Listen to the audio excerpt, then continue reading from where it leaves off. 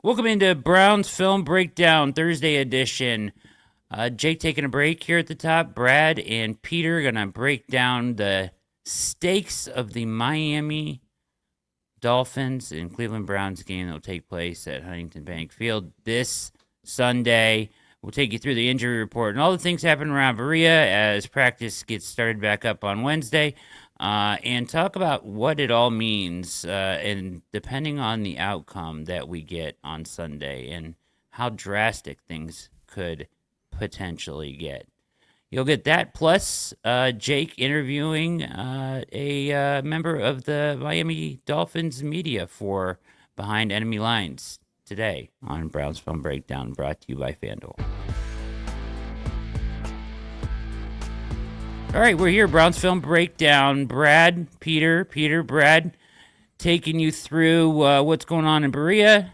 We're going to talk you through the injury report here, but first we've got to check in and see what's going on with the one and only Peter Moses. What is up, Peter? How are you? Good to talk to you on the air. Don't get to do this often, but I enjoy it when we do. Hell yeah, man. Super excited. Happy to be here. Excited to be in person with you and Jake this weekend at this game. Oh, yeah. Stakes could not be higher for us. Also, I need to figure out maybe a poncho situation. TBD on the way, by the way, about our meetup at the Muni lot, as rain is in the air. Microphones and rain don't mix, so TBD on if and when that's still happening. But we will be in the stadium. Don't be afraid to hit us up. We're excited to go. And yeah, excited for Jake. Jake said he had a pretty fun conversation with Mike Oliva from DolphinsTalk.com, which you'll hear after this. We haven't heard it yet, but he he said it should make us all feel pretty good. And you know what? Maybe we all need a little Schadenfreude. So I think I'm excited to listen to this after, or listen to this back whenever you are all listening to it out there. And yeah, last thing I would say too, which you usually will probably say right after I say this, please go subscribe to brownsfilmbreakdown.com. Brad and Jake are writing excellent daily newsletters, which are the awesome dose of exactly what you need to hear. You get an ad-free version of this podcast, which is always nice. And also you get access to all of Jake's breakdowns on video of the All-22 and other great video throughout the week, as well as a growing subscriber community, including for our VIP founders, the best Browns chat I've ever been a part of, hands down, with people who are way too smart and should be solving much more of the world's problems than just focusing on this beloved team of ours. Yeah, on the Browns. Yeah. Yeah, I'm pumped to be here, and yeah, man, excited to pod again. Always nice when Jake has to take a night off. Yes, yeah. Do a little family stuff. He already did his work, as you mentioned. He got us fired up about this Behind Enemy Lines. Looking forward to that, so make sure you turn into that. And this game feels like a race to the bottom, you know? It does, yeah. I was looking at there's an ESPN article by Daniel Oyafusi. I think I said that right. Who's one of the better beat guys around, in my opinion, today on ESPN. But, he really drew out some staggering statistics about the Dolphins and the Browns. And what kind of a matchup this is. Miami ranks 28th in points allowed per game. 31st in yards per play, and has allowed 24 explosive plays, tied for the most in the league. What's the opposite of iron sharpening iron? Yeah, exactly. Is it like two pool noodles like getting slapped at each other? Yeah, that's what the Browns offense and the Miami defense is going to be like. Pillow fight. Yeah, that's a pillow fight.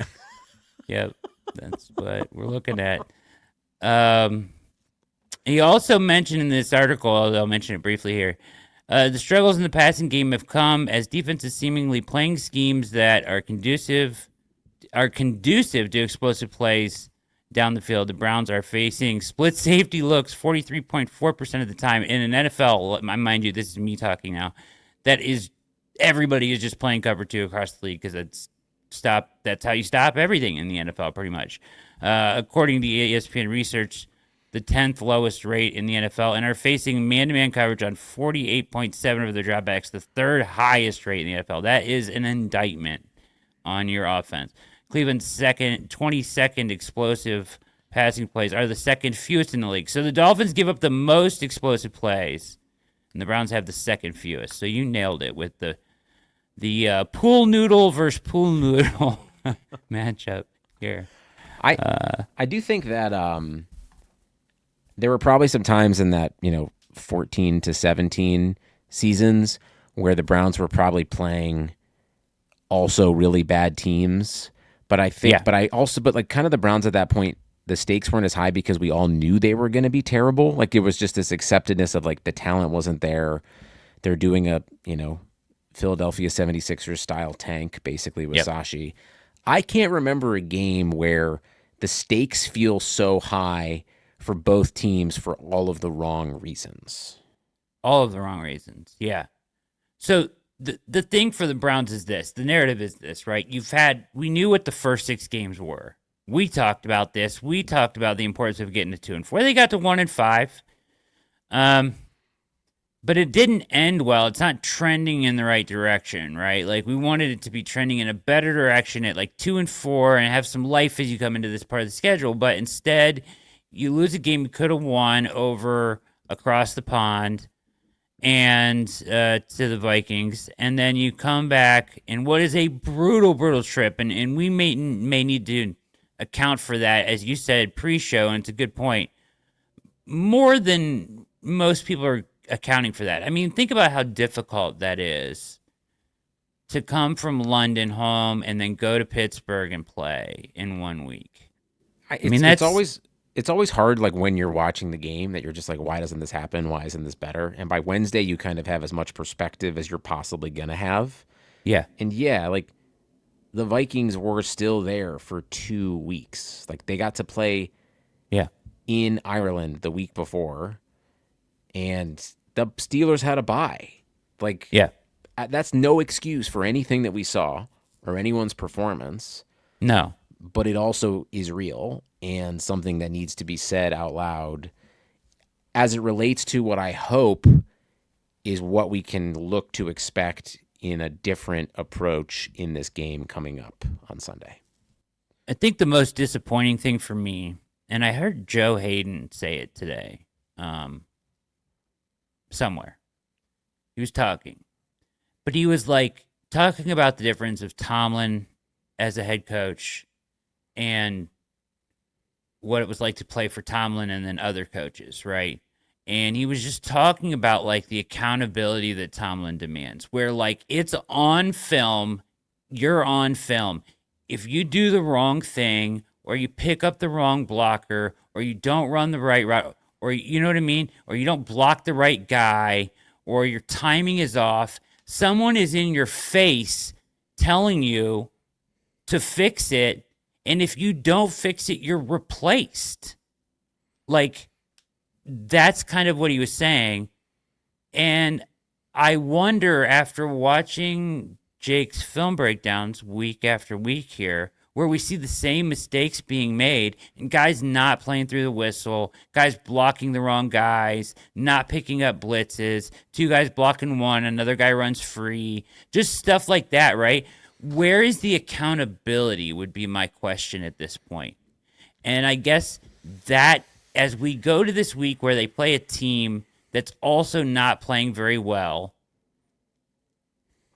does it look better?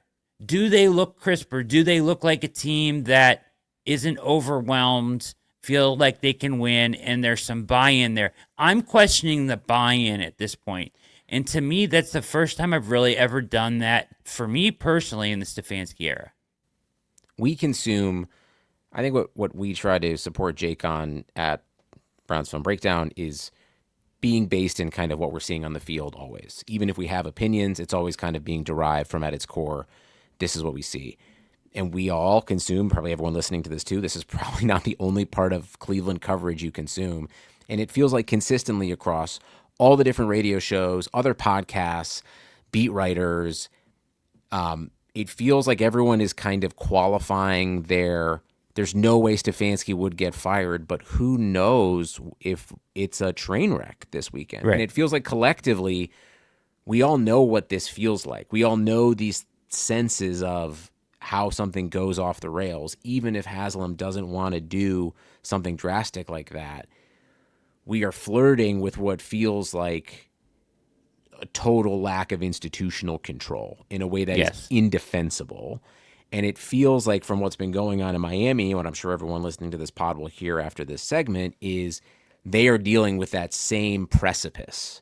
Very much similar. And it's so much more out in the open with Tua and having to apologize and McDaniel just being himself and getting also like, it is an absolute mess down there. And they have already kind of invested in Tua. So they're even further away in the sense where it's like in the life cycle, like they still have to break it down or figure out how to find a replacement for him for a huge contract they gave him. Yeah. So I'm with you though, that like, we now look at this body of work where it's like, and it just starts to add up in your head too, where like that's the problem with everybody. You're like 2 special teams coordinators, they've never been worse. A second defensive coordinator, which is starting to slip, and you hope that doesn't continue. Usually better at home. Yeah, should be better in this game, but there's concern there. All of the picking of the players with Andrew Berry and that whole Michigas as well, like that is all deeply concerning. Yeah. And no receiver with Chad O'Shea, who's been here for 1,000 years developing. Pre-snap penalties and silly penalties. Like, it feels like we are piling up where we start to get repetitive. You can feel Jake getting frustrated with watching all of this film. Yeah. And that's why I'm interested in this game so much this week. It feels like it has playoff level stakes for all of the wrong reasons, and it's really going to be interesting to hear the fan base react to it in the stadium too, whatever happens. Like, what if they come out and look really good and win going away? Then great. Then but like, we're all going to be awesome. Then we're all going to feel a lot better about. We're all going to feel a lot better about everything. That doesn't mean he couldn't get fired next, at the end of the year, because also, what's coming is Vrabel in New England the following week. Yeah. And they're playing good. And they're playing well. And they're in first place. Yeah. Vrabel's also been a coach that we talked about last year. And I started to beat the drum quietly, like the annoying person of like, how could you maybe let him out of the building? I said that preseason last year. And I don't think there's any way Stefanski wins a tactical coaching battle with Vrabel. Let alone not right now. Not let alone their quarterback play, and let alone just like how they're playing as a team collectively and playing above, the sum of their parts. So obviously this is like that, and then the schedule softens a little bit, but the Bears look better now. I mean, they do. There's plenty of season for this to still go absolutely sideways. Just how fast it can go sideways for one of these two teams is going to be pretty intense at 4:00 on Sunday. Yeah, this game, like, what we've seen on tape is, like you said, is indefensible. Like, and Jake has kind of pointed that out. Like, they had to win this year being more physical, like being an ass kicker on every level. And they just don't have guys that are doing that, on top of not executing things that are there. A quarterback who won't push the ball down the field.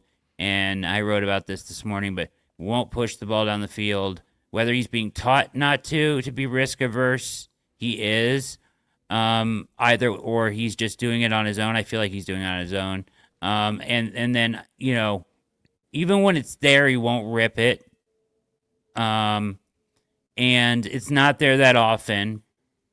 And I don't know if he can see it when it is there. Sometimes, let's be honest, it's not trying to be funny like he's short, but sometimes I just don't know if he sees it. He had 4 turnover-worthy plays in that game. You can tell me that he threw that little out pass that almost got picked off for 6 to Judkins. He did not see that linebacker, and I 100% think it was because he's too short. Jake's not here, so I can say whatever I want. Yeah. And I'm just going to... I think we potted 2 weeks ago. I don't know. Yeah. Time is a flat circle. Yeah. And I was very happy with Gabriel and felt very confident. I try to remove myself from all online discourse about everything that's not. I just try to remove myself from being influenced by any online discourse about any topic. Yeah. Peter Moses, personally 100% believe that they should be starting Shedeur now. I feel totally convinced. And something that gives me a lot of pause was this: when we were trying to kind of justify how we could see this team being 3-2, maybe 4-1, surprising people with Flacco. The national media was like, Browns are absolutely trash. They have no wide receivers. Their quarterback's a mess. Who knows about their line?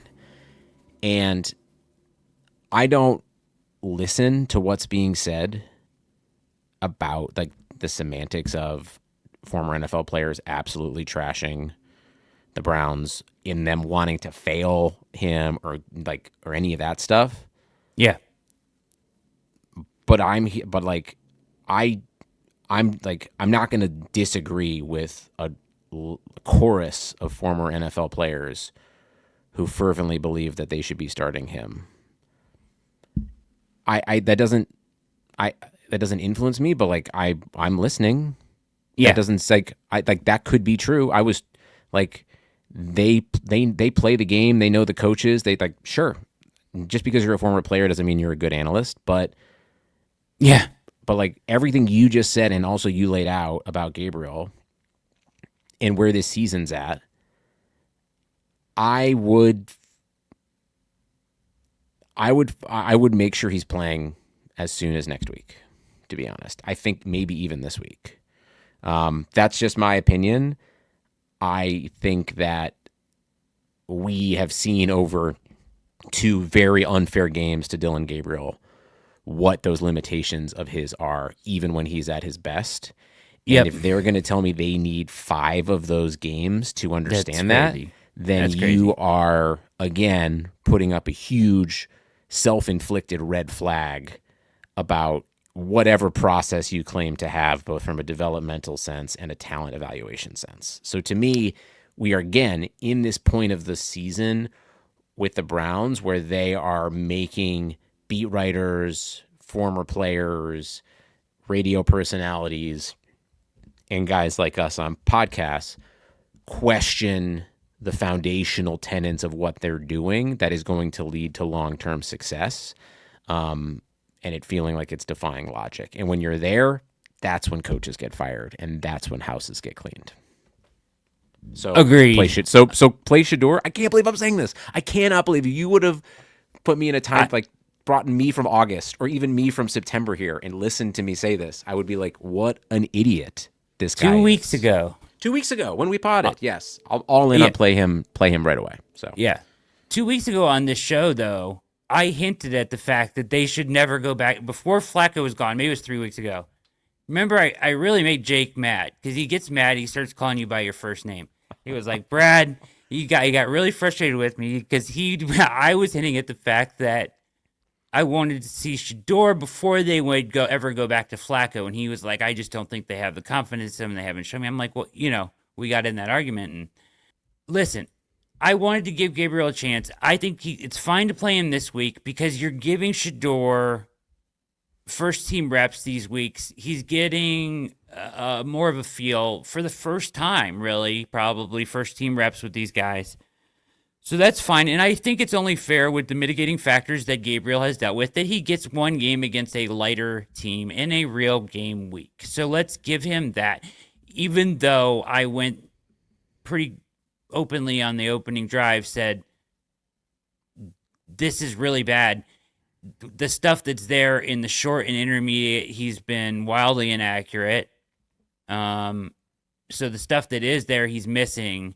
And the stuff that they're down the field, he won't even pull the trigger on. So what are we doing, right? We've all kind of said that we thought his ceiling was like a career backup. He's at first watch, I will admit, I thought he played better in this Pittsburgh game than he actually did. But after being painfully through the third watch now of this thing, which is like Clockwork Orange stuff we're talking about, he was not good at all. He wasn't good at all. He missed Judy on what it should have been a walk-in touchdown on the scramble drill, and he threw it out of bounds. He missed totally Judy agree on with you. another touchdown in the end zone, but he threw it back shoulder instead of leading him into the end zone. And then he missed several downfield guys that were open, Fan a couple times, Judy a couple times on digs and overs where the throw is there to make, he just won't pull the trigger, and he comes underneath. And even the underneath stuff, and there's a specific route that stands out to me where Bond smokes his dude on a whip route, and the actual play is in today's opening drive. Smokes his dude on a whip route, comes back to the middle of the field wide open, and he just misses him wide blatantly. Nobody around him, good pressure for one, good protection for once, and he just misses him, Peter. And that's just unexcusable at this level. So, listen, I'm with you. I'm ready to see Shedeur, but I think you give him one more week. Let's see what he looks like this week. But 5 weeks of this is pointless. And that's, to your point, like, that's another self-inflicted wound of, like, you're just wasting time now. Like, we need to see what the next guy has, because to me, even if he struggles at first, let's give him a chance to kind of figure it out. He's a little bit of a gamer. He's a little bit of a guy that figures it out under the lights more. So let's get him out there and see what he can be ceiling-wise. Because I always thought from the beginning of the season, if any of these guys end up being your surprise franchise quarterback, which is a low percentage across the board anyways, it would be Shedeur. So I'm there. And it could save Kevin's job. Yeah. Yeah. It could, like... I am afraid Again. he's lost the locker room, though. That's what I need to see this weekend. That's where my thing is this weekend. Yes, this is that's a total valid point, and all of this kind of flows together. This is, again, we have already reached upside down in the Browns season because I have been someone in my own life who has preached patience and frustration with ownership for pulling the trigger too early and reacting to things.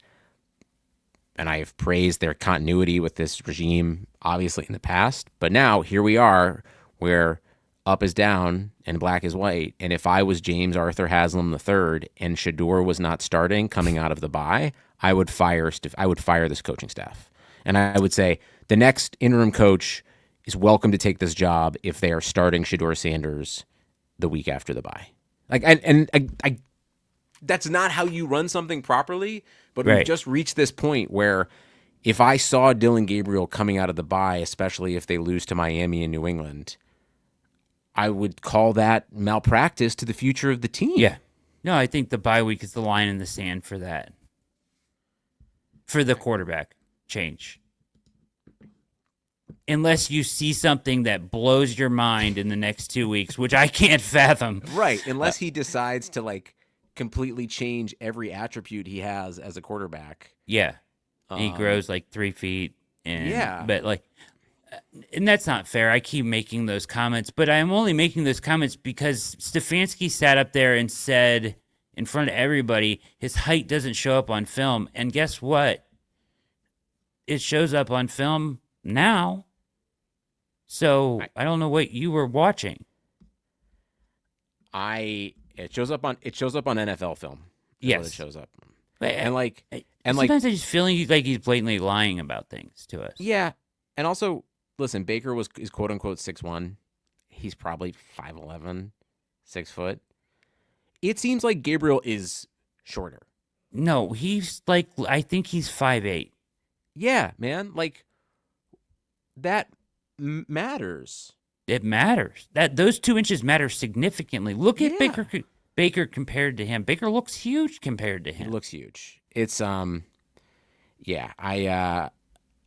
stakes for this game could not be higher. And I think what's exciting, listen, we'll have Jake properly shout this out, but we are about to cross 3,000 subscribers to this community, which is awesome. Thank you for everyone who's been here and inviting people and telling people about it. It's super cool. We hope to do this for a really long time with more people. Tell a friend, tell an enemy. But like, It's really interesting this year, I think, no matter what happens. And we've seen it in the response of people joining and watching the breakdowns and joining in the last week, even, which we consider to be one of the most, like, I think it's all something where no matter where this goes, there is interest in a way that it feels really. It's a pivot point Exciting for the organization. I'm not selling us. I am just genuinely interested even in how bad this can get. Yeah. You need the rest of this season and what happens next with this organization needs to be closely monitored and documented. Yes. And it has to be and reported on properly. Or else we're doing a disservice to the fans. Like, there's a point where if you're not pointing the things out that are blatantly wrong, you're doing a disservice, right? And so we're at the that decisions, but the decisions that are going to come out of this, no matter what, are interesting. Yes. If Shedeur saves Kevin's job, what changes need to be made? If Kevin leaves midseason, what changes need to be made? If Kevin leaves postseason, like, who are the coaches that are available? Like what happens to Andrew Barry? What philosophy is DePodesta here, and what does that look like? Like, these are all things that I'm excited to follow in detail because it is still us shedding the version of this team that will be defined by Deshaun Watson, and every day that goes by, we are getting closer to understanding what that new regime is going to look like. Yeah. Even if this was a successful regime without Watson, not a lot of continuity like this persists throughout the NFL. There's a ton of turnover at all of these places that is pretty natural. So to me, we should be covering that regardless of the trauma of the last 3 years that kind of set this team back, and will probably hang over them for another season and a half at least. Yeah. Two things. One thing I want to ask you, but two things about that. Jimmy Haslam makes rash decisions when he gets embarrassed. So if this got embarrassingly bad on Sunday, like if the Dolphins came in and dog walked the Browns, he could make a rash decision. I don't think it's out of there's a non-zero chance that he could make a decision. But here's what I would say in defense of Jim the Third is his middle name really Arthur? James Arthur Haslam the Third. Yeah. Listen, well is done. Wikipedia good wrong? on you. I don't know. I don't feel like that would, like, I don't think you and Jake would come on this pod and be like, there he is flying off the handle. Like, no. I don't think anybody would say that. You can't say that at this point. Like, that is to me is different from Chizinski, Shermer, all of these other things. Like that's why everybody's Brown spidey senses are up, is because, like, it feels justified somewhat. It feels justified, and it feels like if you were trying to do fan service or not, more than half of the people who cheer for this team would be happy that happened. And we're both Stefanski guys, and we're here. But the tape don't lie, man. That sucks. The tape don't lie. It sucks. I'm so sad about it, but I like him so much as a person. He's not getting it done so far, which is why this weekend is so critical. Like, he has to prove that the locker room, the EPA numbers he's mentioned, the disintegration of the offense in its creativity, it's which I think the whole thing of changing to try to fit Watson is what took his legs out there. He took his own legs out there. Whoever, that pivot was just, we can go back and do that whole thing, but the numbers that Jake gave out EPA wise and the length of time, like going like 3 years and 6 games in the bottom 30 stuff. EPA is pretty damning stuff. It's not good. And I think what I'm also trying to imagine, and I think you guys will touch on it, obviously, for the Friday show, and then when we're probably up in Cleveland at some point over the weekend, I've watched this offense now for 6 games, and I need to be surprised and see something that we have not seen before. Because if we don't see something different, that I think is the biggest concern. Where it's like it's insanity. We if we don't see a glimmer of competence and kind of like a resetting of the things that we watch on the tape every week, then this goes to DEFCON 1, and it's like, okay, now we're saying there's more fervently than ever there needs to be change, and it might need to happen soon. Yeah. I always thought, and I've kind of said all along, like that it would at least last till the end of the year. But you're right.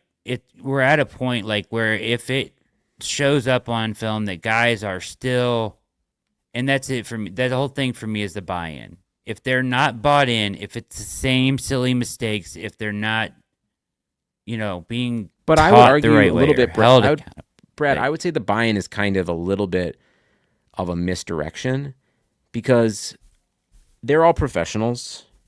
They want to win. They're going to do their jobs in a certain way. To me, it's less but they're the buy-in. not doing them. But well. to me, it's less the buy-in, and it's more being confident in the positions that the coaching staff is putting them in.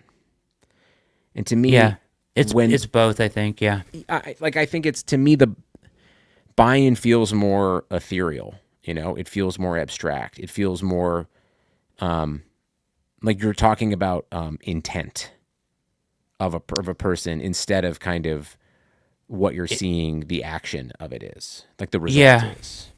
And I'm not saying the buy-in is wrong. And I guess what I mean by like buy-in is like his voice. Like, has he just lost his voice in the locker room, or his ability to even correct things, or are they just not like?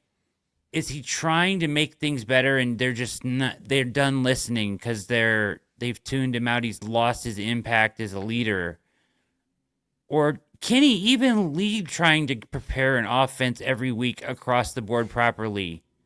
That's a question I keep coming back to. Like, can he hold his team accountable across the board?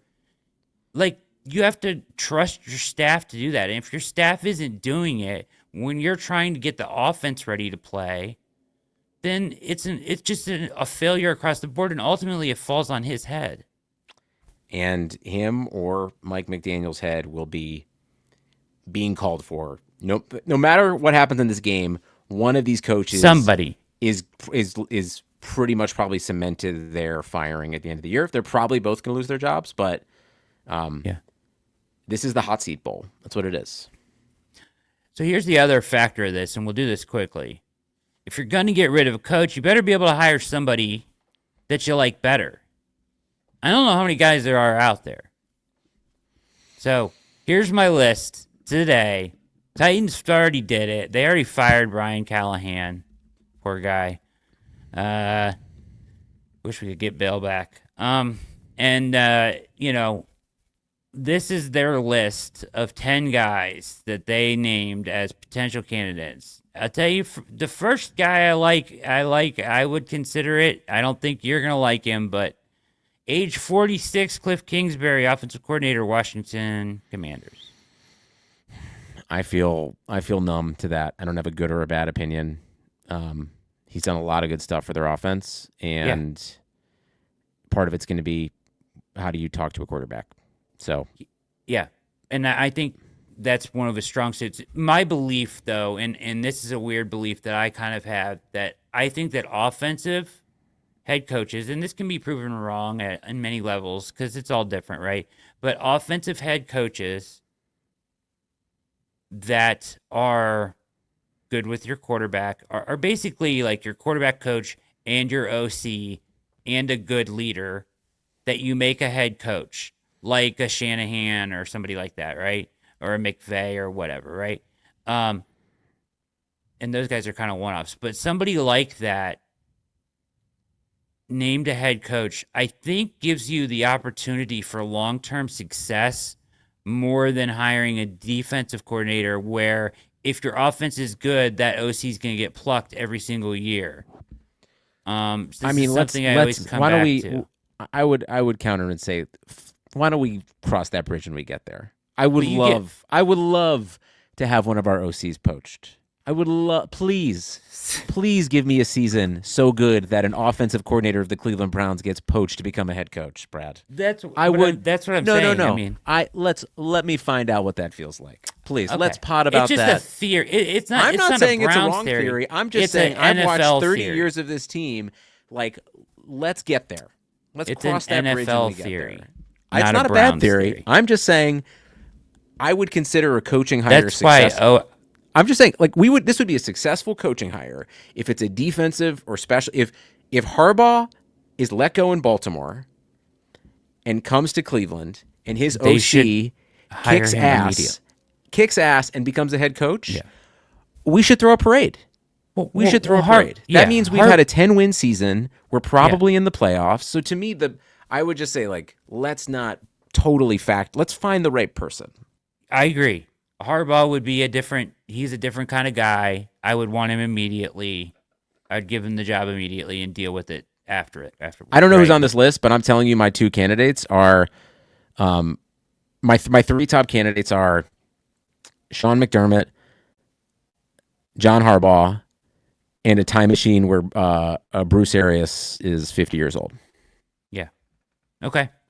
I'll listen to that. McDermott and Harbaugh, I both like. I don't know if either of them are actually going to lose their jobs. They are two coaches where things could go wrong enough. Could. And they've been in places long enough that those organizations think that a change in direction might be necessary. And Jimmy should have a plane in Baltimore, and D should have a plane in Buffalo. Yeah. Both on the tarmac. No, I'm with you there. If they make them, that's a mistake, in my opinion, by both organizations. And frankly, same with Tomlin. Yeah. Oh, for sure. For sure. But they won't. But I'd love to hear the rest of this list, but I doubt it includes some of those names. So Kingsbury perks my interest. Secondly, is 61-year-old Mike McCarthy, and I want nothing to do with it. Hard pass. No thanks. Hard pass, yeah. Joe Brady is going to be a hot name no matter what in Buffalo. I think Shador or the lure of a first-round pick quarterback that he really likes is the only way you get him, because there are going to be other coaching jobs with more with better quarterback situations. He's probably a lot of places number one choice.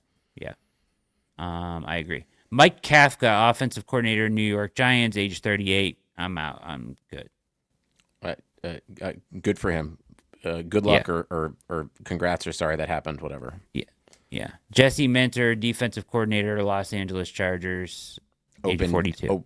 Open to it. I think Harbaugh adjacent, good at Michigan, just like Harbaugh approved. Who knows? That one, him and Cliff definitely piqued my interest. Okay, Brian Flores. Yeah, but also just like be fun. I guess. Yeah, I'll listen to him. He's a leader. Yeah, I would put him on that list. Matt Nagy. Oh, I don't know. Feels like good OC, bad, not a good head coach. I don't. Are we sure we want to have retreads of Chicago Bears head coaches? Yeah, that's what I'm saying. I think we saw that movie, and I think he in the role he's in as a play caller. He's not even calling all the plays, but he's the OC. You know, I'm more interested in the archetype of Kingsbury than I am Nagy. Me too. In the play caller quarterback guy. Arthur Smith, there's no way. I'm out. No way. Offensive coordinator, Pittsburgh Steelers. No.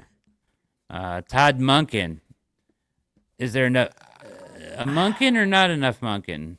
Too much Monken? No, not enough Monken. That was the question years ago. No, thank you for me.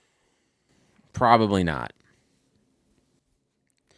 Marcus Freeman. I don't know. College, man. I'm not doing the college thing. I'm telling you, I'm not. No thanks, man. No thanks. There's nobody at the college level that it's Sean Payton. I think they need a Sean Payton type. That's why I think. Yeah, I'm with you. To me, all of these are interesting, but I still stand by someone's going to go a little crazy and get fired, and the Browns should hire that person before they even go home to pack. Yeah. Or be waiting outside their house with a running limousine. Yeah, I agree with you. The two guys you named would be the top of my list. I have interest in Kingsbury, Flores, and Brady probably the most. But this is all totally moot if the Browns win 31-15. Yeah. At least for another 3 months. Yeah, because a win changes the tone. No matter what happens in New England, you'll go into the bye, and a lot of people will be resurged just by the presence of Shador. It will bring a ton of interest to the table. They have to strategically, the Browns, know when to play that card for their fan base as well. I'm for whenever, but I think it's after the bye. Yeah, I'm for Sunday, dude. Let's go. Yeah, Sunday. They're going to be. We're going to hear some Shador chants. We're going to see a bunch of Shador jerseys. I thought he was going in last week. Didn't he? They showed him on the sideline. It kind of looked like he was jogging a little bit to warm up. Yeah. And I think that maybe even the announcer or someone alluded to it. Yeah, they did. Which I gotta say this publicly. I feel bad. I don't like J.J. Watt, and I'll say that because I've heard him be an idiot before in defense of his brother and the Steelers and whatnot. But I expected him to be horrible to listen to in a Browns-Steelers game as the color analyst, and he was not horrible at all. He was actually pretty good. I totally agree. I think he is really good in the booth. He's really smart. He's kind of like equal parts Romo and equal parts Greg Olsen a little bit, where he's affable. He seems like kind of a good hang, but he's also very clear and articulate when he's describing something in a way that doesn't feel pretentious and also like very kind of accessible to anyone who if you don't know football that well, you don't feel like you're being talked down to. And he's a good hang, and I thought he was completely fair with his brother. He was. I was expecting a Steelers gush fest because remember when he came to his brother's defense about the award years ago. But I think he wears a certain role in the booth quite well, and I also think Brad, you can never underestimate how low the bar is after having to listen to Jonathan Vilma 2 weeks in a row. Wonderful point. That is the point. That is the point. That is your FanDuel point of the night right there. For sure. I know we'll have him again this year. There's no doubt about it. Real quickly, we should hit this real quick. The injury report. So this is good news. I mean, concussion, Conklin, right? I don't expect him to be back this week, but Cam Robinson out on the field today is good news. That's really good news.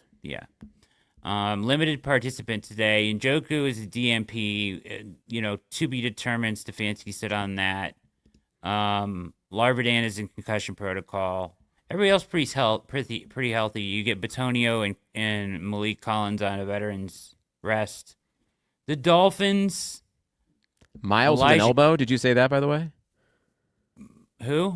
Garrett, elbow, limited participant. Yeah. It was He's ankle always got last something week, elbow, ailing. Kind of bouncing around his body there like a pinball. Yeah.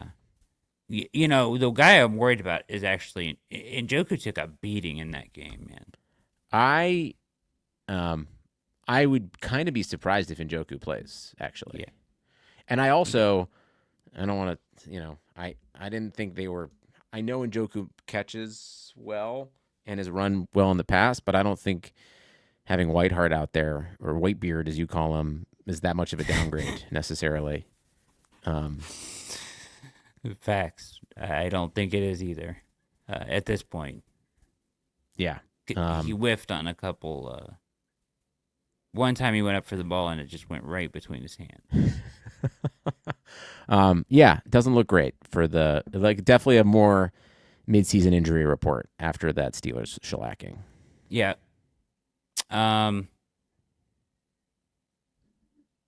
Alec Ingold, fullback, neck/rest, and Elijah Campbell, their defensive back, has a quad he's dealing with. He was a DMP. That's what's going on with the Bengals. The Bengals were dealing with more than that today. They had 2 up there apologizing and everything. So. The Dolphins. You said the Bengals. Yeah. Hey, I don't know. I said the Bengals. Dolphins. Apologize. It's going to be the stakes are high. All right, let's hear this interview. I'm excited. We need we need to end this on a positive note. So let's listen to somebody else talk about how their team's in worse place than us. Introduce him again. What's his name again? Mike Oliva. And this is the DolphinsTalk.com. Yeah. There you go. DolphinsTalk.com. Behind enemy lines. Jake Burns is going to take over after this break. But thank you for listening to The Open with Peter Moses and Brad Ward here at Browns Film Breakdown. Get over and subscribe. If you're not over there, you are truly missing out on the best community, Browns community. I mean that authentically and from the bottom of my heart, that you can possibly find. And the commitment that Jake is showing to going through these games and hashing out the little details and learning what exactly is right and what exactly is going wrong with this team is priceless. It really is priceless. If you are a true fan of the sport, you'll be smarter for it every day, and you'll actually know what's going on. You don't have to listen to the nonsense narratives that get tossed out without any knowledge. You actually see it with your eyes and understand it, and it changes the way you watch the game completely. So I cannot recommend it more. Get over to Browns Film Breakdown and subscribe today. This is Browns Film Breakdown. For Peter, I'm Brad Ward, presented by FanDuel and Monfredi Dental. All right, Browns Dolphins. We get our behind enemy line segment. We're lucky to be joined by Mike. How you doing, Mike? I'm doing fantastic. How are you? I'm good, man. I'm good. I know we've linked up in the past. I think back in 22 when the Browns traveled down to Miami for that one, tilted heavily in Miami's favor. It was kind of ironic. I think was that the first year McDaniel was there, or am I misremembering that? No, that was the first year. Yeah, 2022. Yeah. That's when things were good. Good. Well, let's talk about the good and bad here, because obviously it's a season where there was a lot of doubt heading into the year, and sharing sentiment in Cleveland and sort of similar things here. But they've scored points. So it's not been the same as Cleveland, because Cleveland can't score. It seems like the inverse. The defense sort of struggles to figure some things out at times, and the offense maybe gets close, can't close the door. It is really mirror images in just a different light. So kind of, if you can, like give us a state of the franchise, and you take that wherever you want, and then kind of how they've gotten to 1-5. Yeah, well, Cleveland's going to score this week. I promise you that. First, let me start with the offense, though. Yeah, they have been putting up points, but it's been a lot of the same issues that they've had in years past, where the offensive line at times just gets pushed around and just abused. And they're starting 2 second stringers on the right side. Austin Jackson, someone they took in round 1 in 2020, who's always hurt, played literally 1 game and got hurt. So he's been out this whole time. And then their big offseason signing, which really says about what they did this offseason, was James Daniels at right guard. Played 4 plays, and he hasn't been back on the field since he got hurt. The offense, and then they traded a boatload of picks to move up in round 2 to take Jonah Savainea out of Utah, and he's been abysmal. If you believe in PFF numbers, he's the worst rated offensive lineman in all PFF this year. So they traded up a ton of picks for a guy who literally can't play. The offensive line's just been horrible. So even at times, yes, they will put up points. They go through parts of the game where they just can't move the ball at all. Losing Hill at wide receiver. Don't mean to curse. He's an asshole off the field, but he was our asshole. Now, on the field, though, he's a first ballot Hall of Famer. Nobody can say anything else. And losing him obviously hurts the offense there. Right. The quarterback, who's got a zillion issues right now, throwing his teammates under the bus at press conferences, who moments to this recording just apologized to them all. It's a mess. And he's thrown some big interceptions in big spots. Fourth quarter versus the Patriots, end of the game. Fourth quarter versus the Bills, end of the game.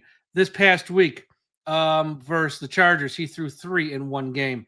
So he's hot or cold, hit or miss. That's just the offense. And I can sum up the other side of the ball real quick. Well, worst defense in the league. And it ain't even close. They've let so many guys go on defense this offseason, and they replaced them with essentially rookies. Yes, Ramsey for Minkah Fitzpatrick was kind of a swap, and he's been fine, Minkah. But the rest of their secondary is atrocious. The up front, it's just a lot of rookies they're starting, and just guys who shouldn't be starting, and they can't stop a runny nose. So Cleveland's going to score this week. I promise you, Cleveland is going to score this week. And yeah, that's pretty much the state of the Dolphins. Okay, great stuff. Listen, we share that same, just you go in on these guys sometimes because it's hard to watch. And I want to hit on some specific things, but that was so well done. I got to give you props for that because I think as our fans listen to that, they're going to be like, we feel you in the most significant way. So I would say like this, like the question going around Cleveland, Mike, is like, how does this get figured out? What do you do? Are you guys? There's two people that lead this. Obviously, we'll talk about some of the individual players here in a second. But like, is Tua tied to the Dolphins for a while here? Is there an out? Is there a way to figure that out? If you don't think he's the solution, and then the McDaniel thing is like, do you see a path to recovery here? Because that's the question we're asking. We don't. The Browns are getting out of Deshaun Watson at some point. That's a little more clear, even though it's going to hurt financially for a while. And then the situation at coach is like, can he salvage this thing to put it in a spot where if they continue to build better drafts like they just had, that they can make something worthwhile? That seems to be a similar spot for both teams, even though Tua's playing and Watson's fate is sealed. Yeah, so there's essentially three key pieces here for Miami. I'm going to start with the head coach, Mike McDaniel. Dead man walking. Just a matter of time. He can get fight. If they lose to Cleveland this week, which I think they will, there's a chance he goes then.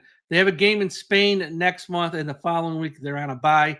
He could go then. Or they could let him, sit in this misery the entire year and then fire him after the final game. But he's gone. There's no chance he's surviving this. Mike McDaniel's dead man walking. And there's a lot of reasons for this, but he's just gone. I'm going to skip the quarterback for now because we have to go to the general manager because this is unique to any team in the NFL. Chris Greer, the general manager of the Dolphins, has been with this organization in some capacity for 25 years. Think about this, 25 years. He's been the general manager for 9 years. He's on his third head coach. Guess how many wins they have in the playoffs? 0. Guess how many times they've won the AFC East? 0. This man has survived everything. Everything.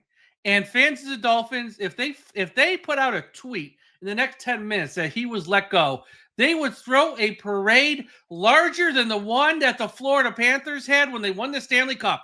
That's how bad Dolphins fans want this man gone. He has messed up draft picks. He screwed up the cap. He has screwed up so much stuff with this team that he needs to go. Here's the kicker. Chris Greer was around as a general manager, the whole Brian Flores mess.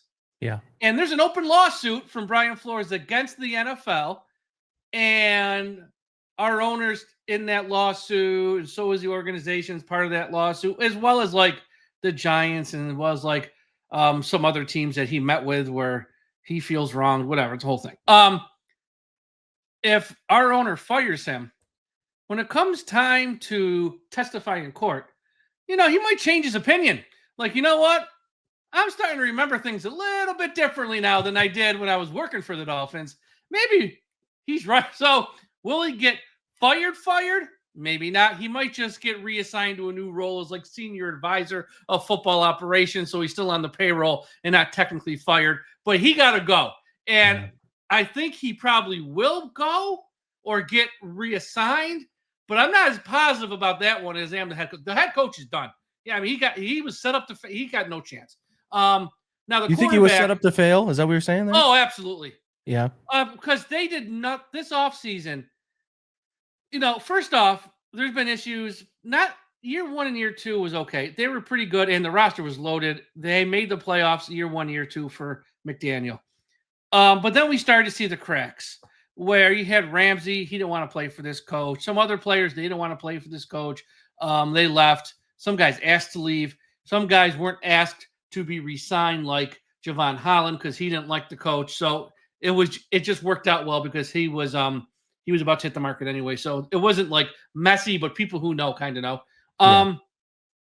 And all these guys left, and they did nothing. They spent no money this offseason to replace them, to replace any of them. Like, they lost all 4 guys in their secondary who start, all 4. And they replaced them with guys like Jack Jones, Ashton Davis, Fedi Malafanu. I mean, guys who are like, A, aren't very good. B, always hurt. It's just guys you never heard of. Right. Offensive line, outside of the trade, they made 2 moves to fix the offensive line. Like I said, one guy looks to be a bust, and one guy played 4 plays and got hurt. The Waller trade actually worked out, but, at the time, I mean, he did miss like the first month of the year pretty much. So it was like, and plus he was retired. It's a lot of questionable moves, and this roster has gotten significantly worse from 2023 to 2024 to a big off a cliff fall in 2025. So, yeah, I don't know if he was set up to fail. That might be the wrong terminology, but he had the most pressure on him as a head coach with the worst roster he's had since he's been here. That's a tough place to. That's rough to win that way. Now, when it comes to the quarterback, here's the deal. What they can do and what they'll probably do, I think, although it's not for sure, if they have a new head coach, if they have a new general manager, they're not going to want to be saddled with this guy, too. He already got one head coach fired in Brian Flores. He's about to get a second head coach fired in Mike McDaniel. You think a new head coach, I don't care if it's someone like Mike McCarthy or someone who has like a little bit of a resume, or if it's a hot coordinator, Joe, whoever, like the next hot coordinator. They're not going to want to work. He's got 2 head coaches fired. He ain't getting me fired. So I don't think they're going to want to work with him. They're going to have to do what they did out west, what Sean Payton did there, and just sort of rip the Band-Aid off with Russell Wilson. The same type of thing. Take your medicine for a year. Take the cap hit. It's going to suck. If you want to do it post June 1st, so it's over 2 seasons, fine. It's going to suck, but take your medicine and just move on. Especially if you're picking top 3 of the draft, top 5 of the draft, like they probably will be, where you're going to be in play for a big quarterback in this draft. That's probably what they'll do. Now, this is the Dolphins, and sometimes they don't think logically. They could force their quarterback for another year or 2 on a new head coach. Right. But who are you going to get who's any good as a new head coach? You're not going to get anyone who's any good. Whoever the names out there that everyone will want, they're not going to come to my house. I don't want to be – I'm not having him forced on me. Then you're going to have to settle for an unproven coordinator, which is a problem in Miami, like we did with Joe Philbin and Tony Sperano and Adam Gase and Brian Flores and Mike McDaniel. And we know how that story ends. So I think they have to get rid of him just in order to get a quality general manager and a quality head coach. Because if they don't and they hold on to him, the list of candidates who are going to take this job is going to be weak. Mike, I think you're probably doing some therapy for our fans, and I hate that it's making your life miserable and your fans' life miserable. It's actually not making my life miserable. It's actually not. I knew back in April after the draft. I got you. Just look at this roster. I go, this could be a horrible season. Now, I didn't think it'd be this bad, but I knew they're not making the playoffs. They weren't going to be contenders. I used to turn on TV, Fox Sports, NFL Network, ESPN. I think Miami's a dark horse. I'd laugh. You have no idea what you're talking about. No dark horse. But it's just, I think teams like the Jets, Miami, Cleveland, the Saints, I'll even throw in the Tennessee Titans. We're all in the same boat. We're the 4 or 5 worst teams in the league. They're all in the same boat. And, it'll shake out how it shakes out, like who's like the worst and who's the second worst, whatever. But it's all the same problems. Poor head coach, a lot of infighting stuff, rosters that are totally flawed. It's all the same. The interesting one, I think, is just a couple players I want to hit on, because obviously they still are going to try to get the football to Waddle, and A-Chain's doing his thing. I hope I said that right. Yeah, you did. Yep. So yeah, they're still going to. The game in and of itself, I think, has got some interesting elements. Whether they can, the Browns have been schemed up the last few weeks in terms of the ball coming out fast, alleviating some of the pass rush stuff. The Browns have at their advantage, but also, like you said, the Browns are constantly playing behind the scoreboard, so you can't really tee off. A lot of that run pass balance stuff is the same. So I do find it a little interesting how those teams navigate. Now it looks like the weather might be a little sloppy in this one up in Cleveland, a lot of rain in the forecast, but the elements of that game are interesting in terms of like which team's able to play the game they want to play, right? Miami wants to score points. Cleveland wants to stop people. And then if Cleveland can score, like you said, you have faith they can. I think our fan base is a lot of believe it when we see it. We haven't found 20 points in like 365 days. You haven't seen a defense like ours. We gave up over 200 yards to Rico Dowell. Last week, that was 2 weeks ago. Last week versus the Chargers, a third-string running back whose name I still don't even know, went nuts against us. Judkins this week will have the game of his young career. I promise you. What's he averaging now? Like 5 yards a carry? Something like that? Yeah, he's having a nice run. He'll average 6 or 7 this week. You have no idea how bad this is. You have no... fans of the Browns, trust me, you have no idea how bad this is. He will have 6-7 yards. There was a game. The only reason we beat the Jets, which mind you, it came down to an onside kick at the end. The only reason we beat the Jets because the Jets had 100 yards of penalties in that game and pretty much handed us a gift. If they even have 50 yards of penalties, we don't beat the Jets. Well, we'll listen. It's a battle for the best pick. I know that these teams are going to be fighting for it. I want to close with a couple more questions because it will be a slot fest. It's going to be ugly and ugly, and not the sense of like great defense and struggle to score. It's going to be ugly in terms of just mistakes happening all over the field. But you talked about the run defense, Kenneth Grant. I just want to ask about him because he is the teammate of Mason Graham. They both come out in the same draft. They're both first-round picks. How's that looking? Is he struggling? Is he playing what? Like, what's it look like there? Because there's a lot of like. You get what happens when teammates go in the first round and one goes before the other. People are going to think I'm nuts, but it's probably because you guys just haven't watched the Dolphins play. He's been awful.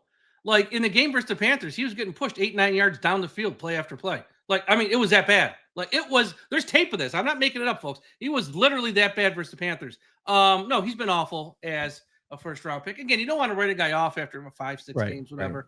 But, I'm not going to sit here and, try to put on a spin that, it's been good. He got his first sack this past week. It was his only tackle in the game, but he got a sack.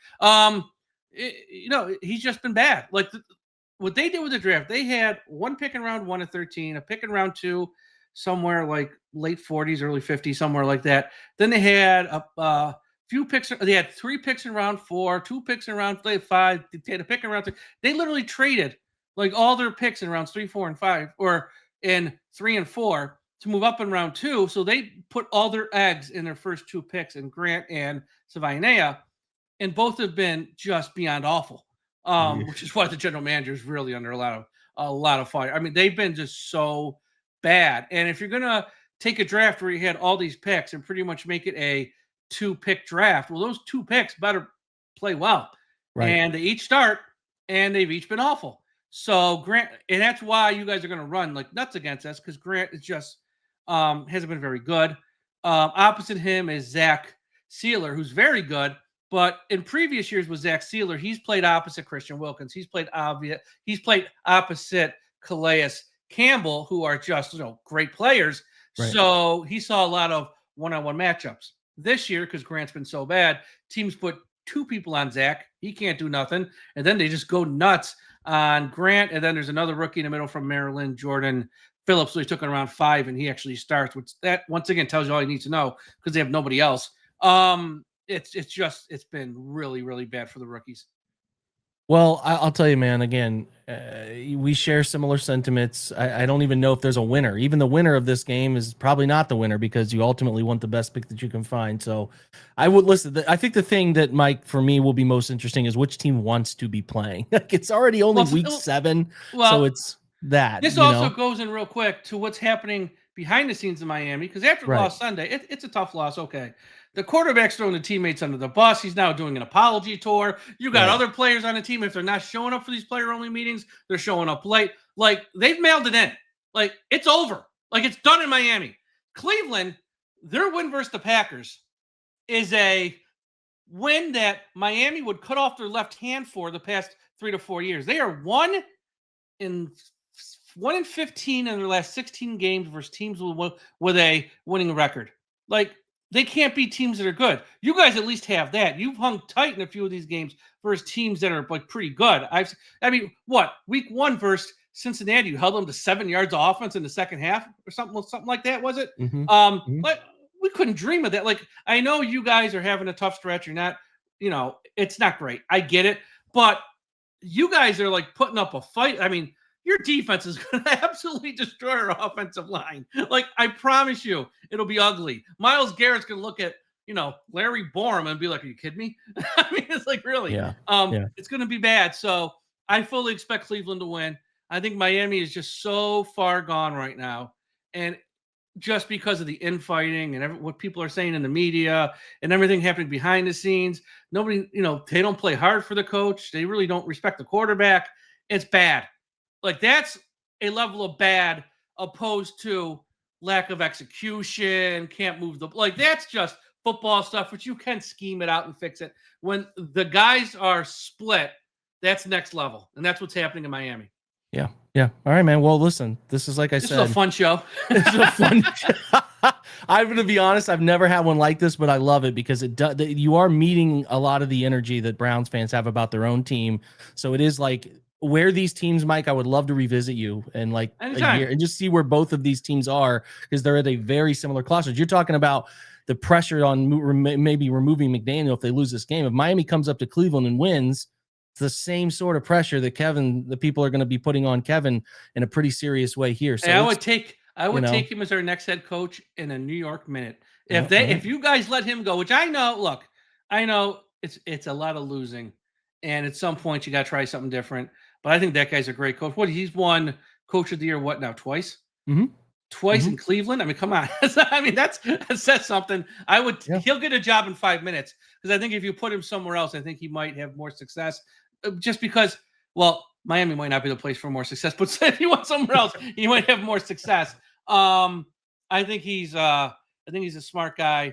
And I will say, I did see the clip this week of your guy there on the radio, Rizzo. That was awesome. That was awesome. Yeah, that's the energy that's going on right now. When you're 1-5, you know how it is, man. It brings out a lot of emotion, and we're there right now. So we appreciate your emotion, man, on this show. It remind folks, if they want to follow you on Twitter. I like to give folks perspective of other teams, so tell them where they can follow you. Yeah, you can follow us on Twitter at Dolphins Talk, and go to the website dolphinstalk.com. If you're ever feeling bad about your team, come read up on ours. You'll feel better in about 5 minutes. Elite stuff, Mike, man. We appreciate your time so much. No problem.